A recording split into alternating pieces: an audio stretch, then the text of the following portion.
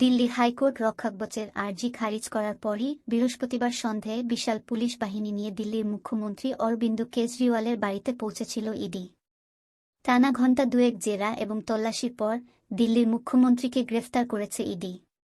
ভোটের মুখে এভাবে একজন নির্বাচিত মুখ্যমন্ত্রীকে গ্রেফতার করা নিয়ে আপসহ তৃণমূল, সিপিএম ও অন্যান্য রাজনৈতিক দলগুলি বিজেপির বিরুদ্ধে কেন্দ্রীয় এজেন্সির অপব্যবহারের অভিযোগে সরব হয়েছে।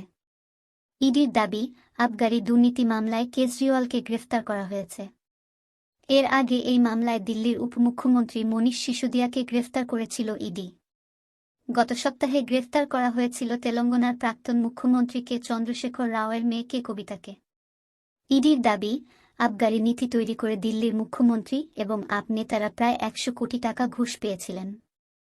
একই সঙ্গে এই নীতির ফলে সরকারের ২,৮০০ কোটি টাকার রাজস্ব ক্ষতি হয়েছে। এই আবগারি নীতি কি?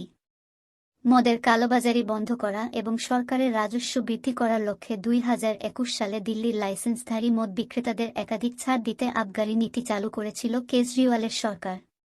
মদের হোম ডেলিভারি এবং দোকানগুলি ভোর ৩টে পর্যন্ত খোলা রাখার অনুমতি দেওয়া হয়েছিল। দিল্লির সরকার দাবি করেছিল, আবগারি নীতি তৈরির ফলে সরকারের আয় ২৭% বৃদ্ধি পেয়েছে, যার পরিমাণ প্রায় ৮,৯০০ কোটি টাকা। তবে মদের এই বিপুল ছাড়ের ফলে রাজধানীতে অর্থনৈতিক অপরাধ বেড়ে গিয়েছে বলে কেন্দ্রের সরকারকে রিপোর্ট করেছিলেন দিল্লির লেফটেন্যান্ট গভর্নর ভি.কে সাক্সেনা। তিনি সিবিআইকে তদন্তের পরামর্শ দেন। পরে এই নীতি প্রত্যাহার করে দিল্লির সরকার। তবে ওই আবগারি নীতি নিয়ে মামলা হয়।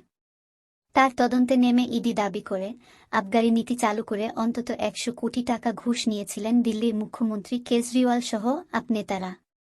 ইডির দাবি, দিল্লির আবগারি নীতি নিয়ে অরবিন্দ কেজরিওয়াল, মনীষ সিসোদিয়া, কে কবিতা সহ অন্যান্য রাজনৈতিক নেতারা ষড়যন্ত্র করেছেন।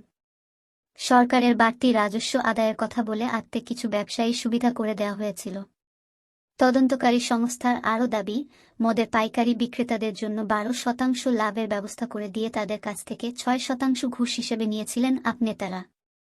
যার ফলে একদিকে সরকারের রাজস্ব ক্ষতি হয়েছিল প্রায় ২,৮০০ কোটি টাকা, অন্যদিকে আপ নেতাদের পকেটে ঢুকেছিল ১০০ কোটি টাকা। আপ নেতৃত্বর অবশ্য দাবি, ইডি নিজের দাবির সপক্ষে আদালতে কোনো নথি দেখাতে পারেনি। কেন্দ্রীয় এজেন্সিকে অপব্যবহার করে বিজেপি দিল্লির ক্ষমতা দখল করতে চাইছে বলেও অভিযোগ করেছে আপ।